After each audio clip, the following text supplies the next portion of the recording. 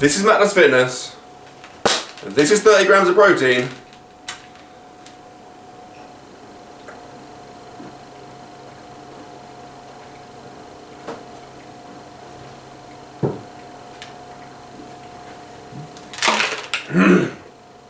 And today I'm going to talk about muscle pump and muscle growth.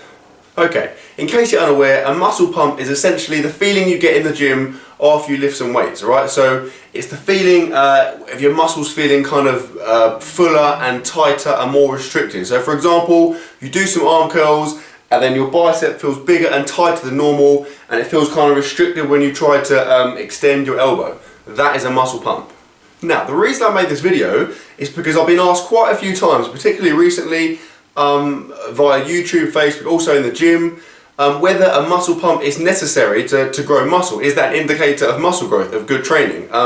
So people will say, I did a big session yesterday, I thought it went well, but I didn't really have any pump. Does that mean I'm not training correctly?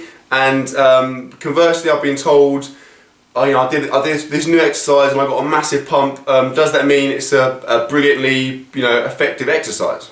The physiology behind a muscle pump is essentially that a muscle is being flooded with more blood than the circulatory system can move away, and therefore it has that fuller, kind of tighter and bigger appearance. Now, to address the topic of whether a muscle pump is a good indicator of muscle growth, let's look at it this way.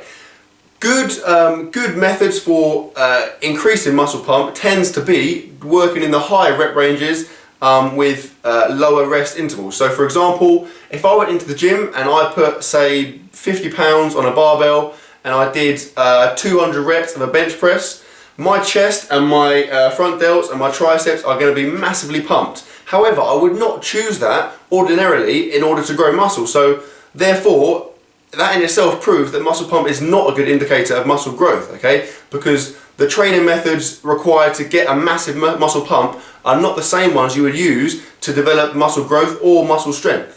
So, although muscle pump is not necessarily a good means of gauging progress or gauging potential muscle growth or the effectiveness of training, it shouldn't be ruled out entirely. You shouldn't disregard it completely because it can be a very useful tool. And I'll give you an example of why.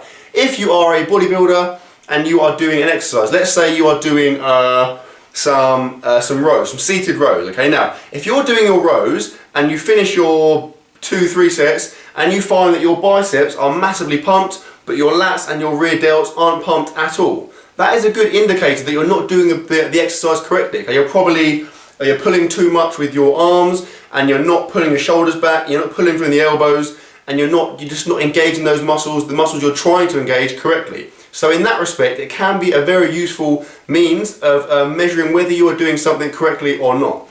So, muscle pump can be a useful tool, and let's face it, it feels awesome. But in terms of gauging long-term progression, progressive overload, performance improvements, and aesthetic improvements are the only real way to prove that your training is working and that you're doing the right things. And that was that. So, thanks for watching, hope you enjoyed the video. Please like, comment, share, subscribe as always. And before I go, I'm going to leave you with a joke. A dyslexic man walks into a bra.